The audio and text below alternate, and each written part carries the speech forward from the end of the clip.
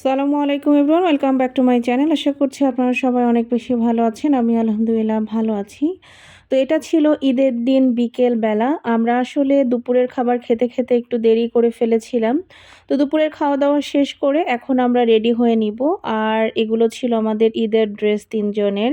Matching করারই চেষ্টা করেছিলাম। জানি না কতটুকু ম্যাচিং করতে পেরেছি। আর এদিকে জারিফ তার বাবার কোনো একটা কথায় ভীষণ রেগে গিয়েছে। তো তাকে একটু ঠান্ডা করার চেষ্টা করছিলাম। দেন আমরা সবাই রেডি হয়ে বের হয়ে গিয়েছি। আর আফতাবনগরের এই রাস্তাটা একদমই নতুন হয়েছে এবং রাস্তাটা এত ভালো লাগতেছিল। তো সেজন্য আমরা এখানে দাঁড়িয়ে ঈদের কিছু ছবি তুলে নিলাম। সাথে কিছু ভিডিও করে নিয়েছিলাম। আর আজকের ওয়েদারটা অনেক বেশি মেঘলা ছিল। আশা করছি ভিডিওতে দেখে আপনারা বুঝতে পেরেছেন। তো মেঘলা ওয়েদারের কারণে আসলে ছবি এবং ভিডিও খুব একটা ভালো আসেনি। কেমন জানি একটু ফেড, ফেড এসেছে। তো তারপরে যেহেতু ঈদের দিন, তো আজকে ছবি ভিডিও না তুললেই নয়। তাই এখানে আমরা সবাই মিলে চেষ্টা করতেছিলাম কিছু ছবি তোলার। যদিও এখানে ছবি তুলে দেওয়ার মতো আমাদের কেউ নেই। তো আমি আর জারিফের বাবাও আরও বেশ কিছু ছবি তুলি। দেন এখন আমরা আসলে সামনের দিকে যাব। আর এখন সময় ছিল ৪টা বা ৪:৩০টার মতো। যদিও বাহিরের ওয়েদার দেখে মনে হচ্ছে যে কিছুক্ষণ পরেই সন্ধ্যা লেগে যাবে। আর আজকে আমাদের আগে থেকেই প্ল্যান ছিল যে আমরা ৩০০ ফিটের ওইদিকে যাব। জারিফ মেইনলি ওর বাবাকে বারবার বলতেছিল যে বাবা চলো আমরা ৩০০ ফিটের ওইদিকে ঘুরতে যাই। তো জারিফের কথা ভেবেই আমরা বাসা থেকে ওইদিকে যাওয়ার উদ্দেশ্যেই বের হয়েছি। তবে মাঝখানে যে স্বদেশ প্রপার্টিজ আছে এর ভিতরে খুব সুন্দর একটা জায়গা আছে। জায়গাটা একদম স্কয়ার। তো ওই জায়গাটাতে এখন আমরা চলে এসেছি। জায়গাটা খুবই সুন্দর। এর আগেও বহুবার এদিক দিয়ে গিয়েছি। তবে এখানে আমাদের আসলে কখনোই থামা হয়নি। তো আজকে আমরা এখানে বেশ কিছুক্ষণ থেমেছিলাম এবং খুব ভালো লাগতেছিল। মেঘলা, মেঘলা একটা ওয়েদার। পরিবেশটা কিন্তু খুব সুন্দর ছিল। যদিও রোদ ছিল না বলে একটু কেমন জানি মরা, মরা লাগতেছে। তবে ওয়েদারটা এত ভালো ছিল, খুব ভালো লাগতেছিল ঘোরাঘুরি করতে।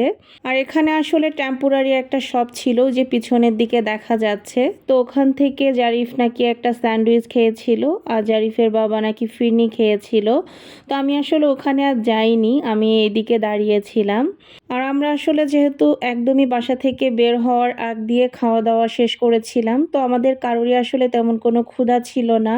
আর সত্যি কথা বলতে ঈদের দিন কিন্তু বাহিরে তেমন কিছু খাওয়াও যায় না, তেমন কোনো ক্ষুধাই থাকে না, এটা সবার ক্ষেত্রেই।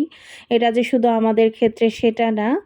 তো যাই হোক, এখন আমরা যাচ্ছিলাম ৩০০ ফিটের দিকে। রাস্তা দেখে আপনারা আশা করছি বুঝতে পারছেন এবং যাওয়ার সময় আমি বেশ কিছু সুন্দর, সুন্দর রিলস ভিডিও করেছিলাম। আর ৩০০ ফিটে আসতে, আসতে আমাদের অলরেডি সন্ধ্যা হয়ে যায়। যেহেতু আমরা আরও বেশ কয়েকটা জায়গায় থেমেছিলাম বা বাইক স্লো করেছিলাম। তো ৩০০ ফিটে এসে মিষ্টি খাবে না জারিফ এবং জারিফের বাবা, সেটা তো হতেই পারে না। তো সবার প্রথমে মিষ্টির দোকানে চলে এসেছি আমরা এবং এখান থেকে মিষ্টি নেওয়া হয়েছিল। ছোট, ছোট রসমালাই টাইপের দুধে ভেজানো যে মিষ্টি থাকে, তো সেগুলোই জারিফ এবং জারিফের বাবা খেয়েছিল। জারিফ প্রথমবার খেয়ে বলতেছে আরও খাবে। তো সেকেন্ড টাইম নেওয়ার পরে জারিফ আর খেতে পারেনি, কারণ যেহেতু মিষ্টি খাবার ওর মুখ হয়তো ফিরে এসেছে। তো পরে সেটা জারিফের বাবাই খেয়েছে। আর আমার আসলে মিষ্টি জাতীয় খাবার এমনিতেও খুব কম পছন্দ। তো সেজন্য আরও আমার খাওয়া হয়নি। আর যেহেতু বাসায় সেমাই খাওয়া হয়েছে, তো মিষ্টির প্রতি তেমন কোনো খোরাকও আমার ছিল না। তো যাই হোক, এখানে বাবা ছেলে দুজনে মিলে মিষ্টি খেয়ে নিচ্ছিল। আর এদিকে আমি একটু চিপস খেয়ে নিচ্ছিলাম। আমার চিপস খেতে ইচ্ছা করছিল হঠাৎ করেই। তো ওই সাইডের দিকে একটা দোকান ছিল, এখানে এসে আমরা আমাদের পছন্দ অনুযায়ী চিপস খেয়ে নিচ্ছিলাম। আর এই রিং চিপসটা আমার ছোটোবেলা থেকেই অনেক ভালো লাগে। তো তারপরে একটু চাও খেয়েছিলাম। দেন আমরা বাসায় চলে আসি। আর বাসায় এসে ফ্রেশ হয়ে নিয়েছি, জারিফকেও ফ্রেশ করিয়ে দিয়েছি। আপনাদের কাছে আমাদের ঈদের ঘোরাঘুরির ব্লগটা কেমন লাগলো অবশ্যই কিন্তু কমেন্ট করে জানাতে ভুলবেন না। তো আজকের ভিডিওটা এই পর্যন্ত। সবাই ভালো থাকবেন, সুস্থ থাকবেন, আমাদের জন্য দোয়া করবেন। আল্লাহ হাফেজ।